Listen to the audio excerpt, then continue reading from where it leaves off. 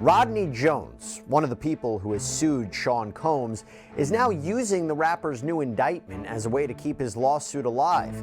We're going to break down this latest legal filing and what you need to know right now. Welcome to Sidebar, presented by Law&Crime. I'm Jesse Weber. All right, so let's talk about Rodney Lil Rod Jones. This is the former producer who had worked with Sean Diddy Combs on the Love album, who then sued him for a variety of claims, including sexual assault, harassment, sex trafficking. He also sued other corporate entities and individuals who he says facilitated or contributed to this abuse that he says he endured at the hands of Combs, that they are liable too. The main idea is that all the defendants are part of this illegal criminal enterprise in violation of RICO or racketeering laws, making money by forcing and threatening people like Jones to transport drugs and guns, to solicit minors and sex workers, to make music without properly paying them, that the corporate defendants and other affiliated companies should have been monitoring or warning or supervising what Combs and his associates were allegedly doing, but instead, these defendants just wanted to enrich themselves financially, sexually. And we have talked about Jones even more recently in light of the criminal charges that Combs now faces. And remember, Combs is currently charged with racketeering conspiracy, sex trafficking by force, fraud, or coercion, transportation to engage in prostitution, namely that he operated a criminal organization that engaged in a variety of crimes, forced labor, kidnapping, sex trafficking, bribery, that he engaged in a campaign of abusing women, forcing people into prolonged, drug-fueled sexual episodes with sex workers known as freak-offs, that he used force, fraud, or coercion to have a victim engage in commercial sex acts, that he transported people to engage in commercial sex acts. So very, very serious federal charges. I mean, Sean Combs could face potentially up to life in prison if he's convicted here. And given the similarities of the allegations put forward by prosecutors and the allegations by Rodney Jones, we have talked previously about whether or not he is cooperating with the government. Are they using his allegations to build up their case? It's a fair question to ask. Now, as for Combs, he's currently locked up in the Metropolitan Detention Center. He was denied bail twice, even though he is appealing that. And prosecutors are continuing their investigation, perhaps collecting more evidence, perhaps speaking with more witnesses. But now I want to talk about Rodney Jones, because in light of this indictment and in light of Combs' arrest, let's focus on Rodney Jones and what he just did. So Rodney Jones, through his attorney Tyrone Blackburn, just submitted a very interesting filing in this case. It's called Opposition to Combs' Defendant's Motion to Dismiss and Request to Take Judicial Notice. Now, you see, the various defendants in this lawsuit, Combs, Love Records, Combs Global Enterprises, Christina, they all tried to get Jones' lawsuit dismissed on various grounds. But Jones is saying, no. This lawsuit has to go forward. And he brings up Combs' indictment. So I'm going to go through all of this for you. And look, the first thing I got to call out, I have to, is this unique language that Tyrone Blackburn uses in his filing. Now, Tyrone Blackburn is somebody we've talked about before. He has consistently used very pointed language in his filings, let's say strong language. And Blackburn is a controversial figure. He was even referred to the New York Grievance Committee by a federal judge for the manner in which he brings lawsuits. That's a whole separate question. We talked about that previously, but he's an interesting guy. And the idea here is he uses unique language. Honestly, I don't think I've ever seen anything like this before in pleadings.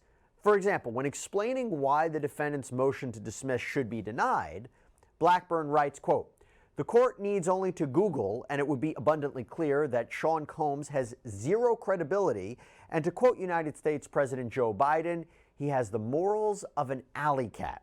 Now, President Biden wasn't referring to Sean Combs with that quote, but clearly it's something Tyrone Blackburn wanted to use, and he continues. "Sean Combs is a criminally indicted, racketeering, sex trafficking, illegal prostitution facilitating, accused drugs and guns dealer, accused Mexican cartel drug runner, accused murderer, and confirmed woman beater." What about this footnote? Quote, "This writer will not entertain the personal attacks directed at me by counsel for the defendants. It is clear They are obsessed with me, and although initially flattering, their obsession has become creepy.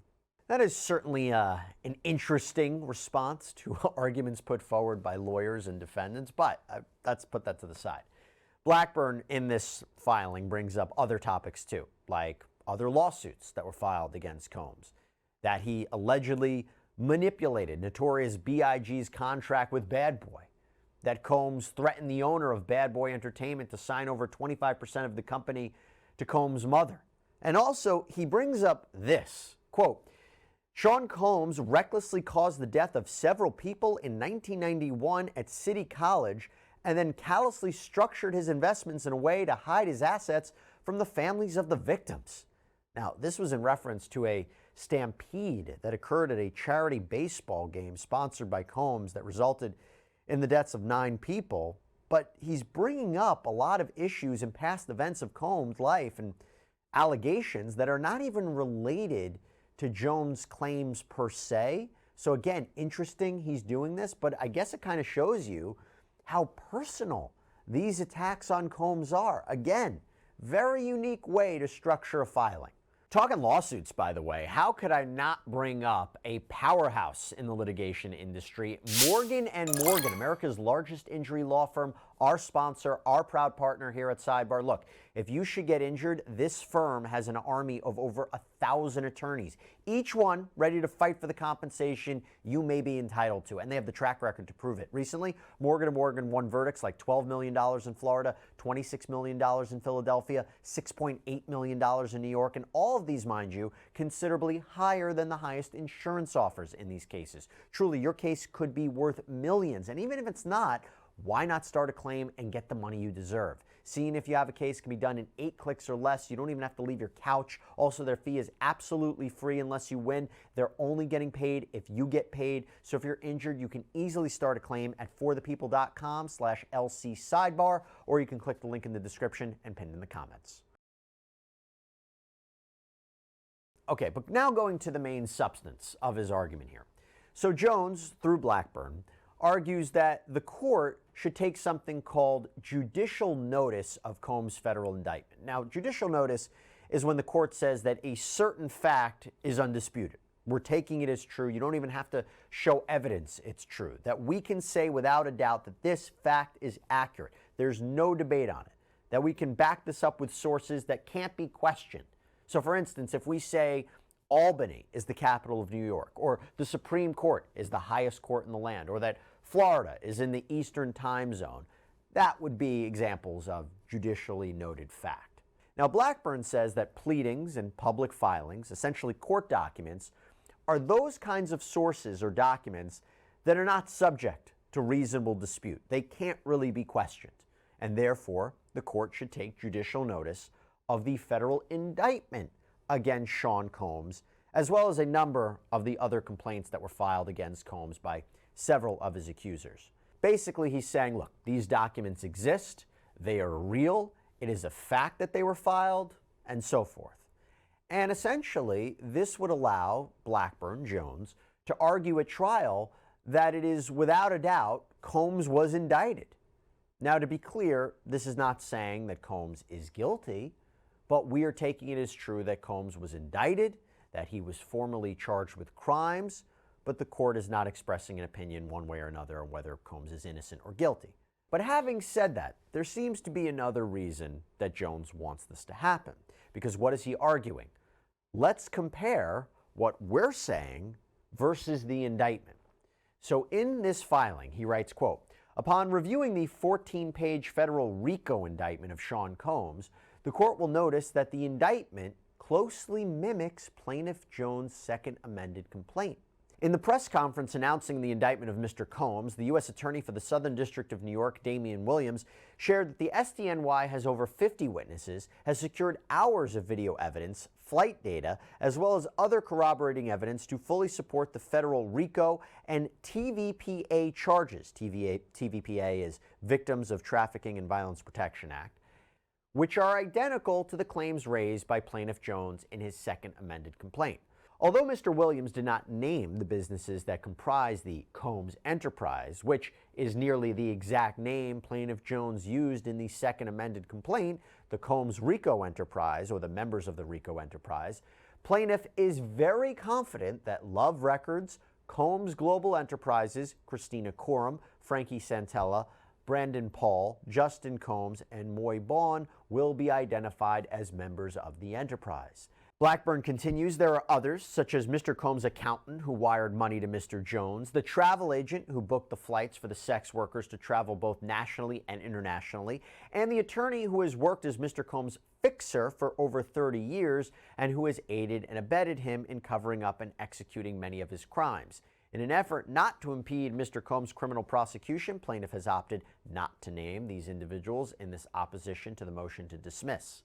So Blackburn basically is saying who those unnamed co-conspirators or members of this criminal enterprise are, the ones that prosecutors won't name.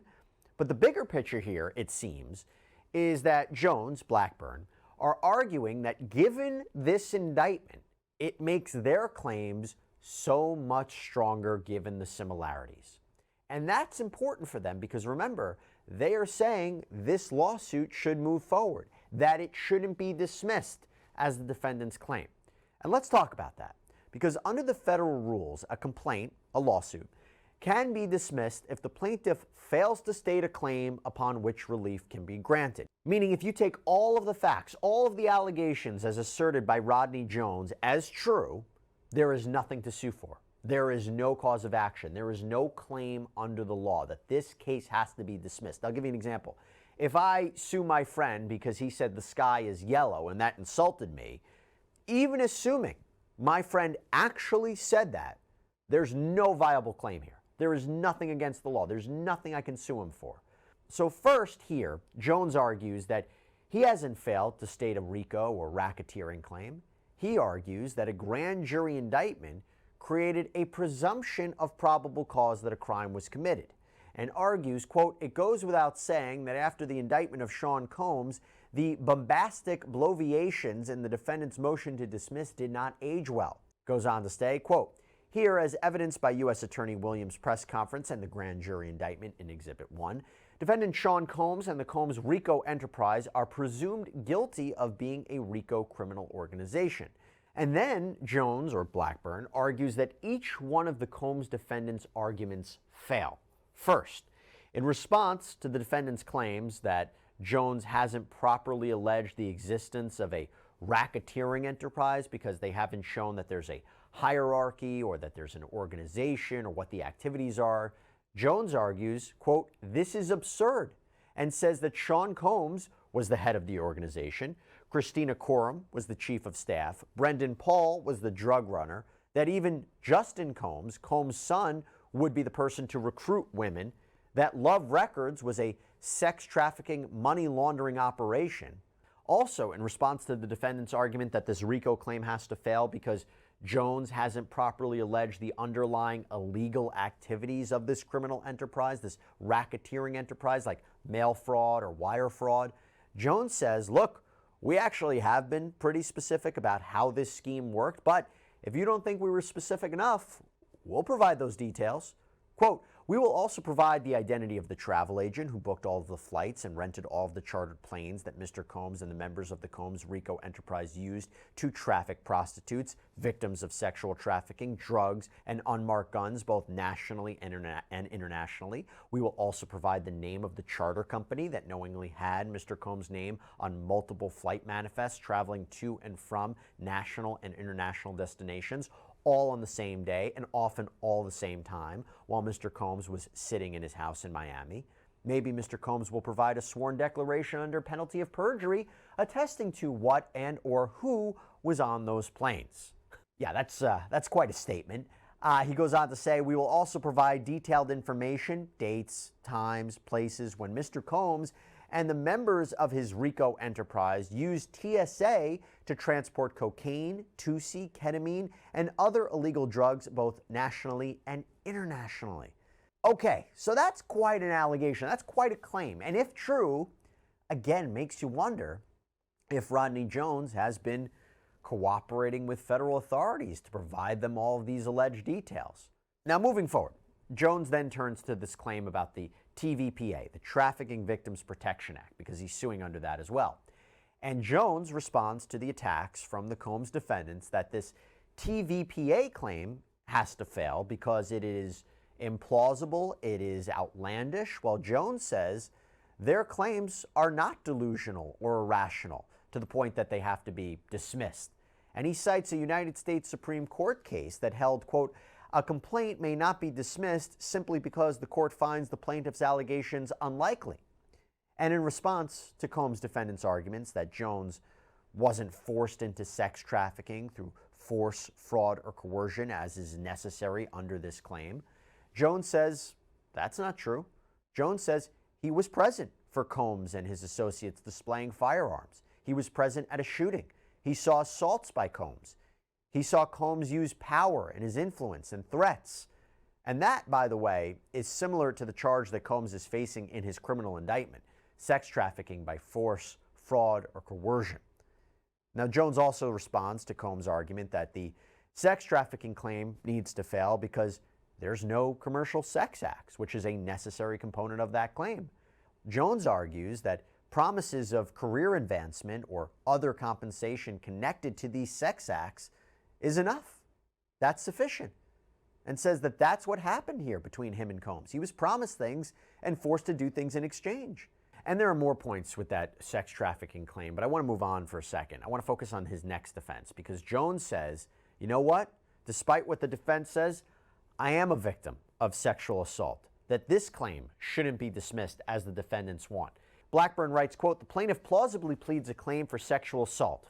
If the defendants would like plaintiff to draw a diagram, plaintiff would happily oblige. Plaintiff did not go into graphic detail as to the extent of Sean Combs' sexual assault, but it is evident from the multiple civil lawsuits and the 14-page indictment the kind of sexually deviant monster Sean Combs is. If the court believes that plaintiff must replead his sexual assault claim, plaintiff respectfully requests leave to amend.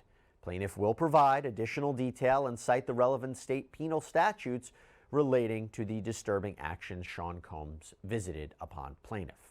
All right, so I also want to call out a couple of other points that are made by Jones in this filing. So Jones talks about the Cuba Gooding Jr. incident, where he claims that the actor abused him one night on Combs' yacht. And he is suing Combs, saying that he is liable for what happened based on a premises liability claim. That is, that it happened on Combs' yacht, therefore he's responsible because you have to keep those on your property safe from harm. Well, Jones says that unlike the defendant's argument, this was foreseeable. It was foreseeable that this could happen to him. Blackburn writes, quote, as it pertains to Cuba Gooding Jr., 3 months prior to sexually assaulting plaintiff, he had pled guilty to forcibly touching in New York State court. To say that it was unforeseeable is laughable at best and downright ridiculous at worst. Cuba Gooding Jr. is an Oscar-winning actor who has fallen from grace. His conviction was international news. Sean Combs knew or should have known that he had an issue keeping his hands to himself. Now from there, Blackburn also defends other claims asserted by Rodney Jones in his complaint, like breach of contract and emotional distress, but I want to highlight one final point of this filing. Because Jones says that if something is missing from his complaint, allow him to fix it. Allow him to amend his complaint to provide more facts, more evidence, causes of action. Don't dismiss this case. So we shall see what the court decides here. But again, interesting response in light of the new developments that are facing Sean Combs. Look, we knew that the criminal indictment might affect the civil cases in some way. Now we're getting a sense of how it's at least affecting this lawsuit. That's all we have for you here on Sidebar, everybody. Thank you so much for joining us. And as always, please subscribe on Apple Podcasts, Spotify, YouTube, wherever you get your podcasts. I'm Jesse Weber. Speak to you next time.